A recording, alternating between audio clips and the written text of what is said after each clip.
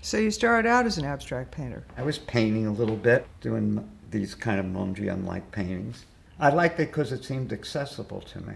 I felt I couldn't draw. I always felt that maybe that was a handicap to me. When I saw Mondrian and stuff like that, I could do that. It was natural. Let me put it that way. And then I took my paintings and came home during the second year summer vacation and decided to exhibit them downtown in the Washington Square Art Show.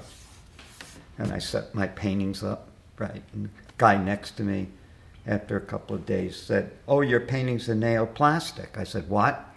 I didn't know what neoplastic was. He said, "Mondrian." I said, "Oh, that, I've heard of him." He said, "I'll get you a book." And he got me the fat book on Mondrian. We became pals. He was a kind of geometric painter himself.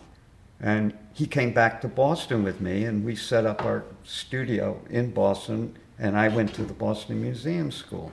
His name is Don Macri, and he and his friend Howard Smythe, who's a terrific painter, we were all geometric painters, very much set against abstract expressionism and all this stuff.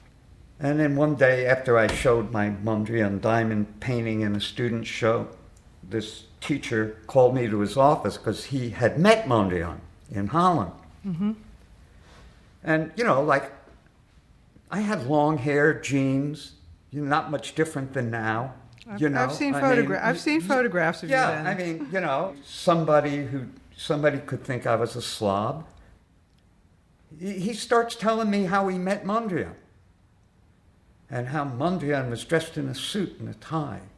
And Mondrian had this piano with a box of matches on it, and how when he was with Mondrian, Mondrian would move the box to another carefully, absolute space here. Meaning, what the guy was telling me is that that you're a slob and you have no business trying to paint like Mondrian, because he was really immaculate kind of guy, right?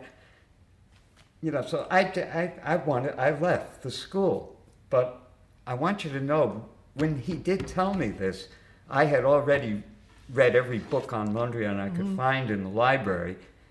And one of the things I found written about Mondrian is that when he lived in Holland, if he gave up on a canvas, he'd take it out in the backyard and shoot it with a 9mm pistol.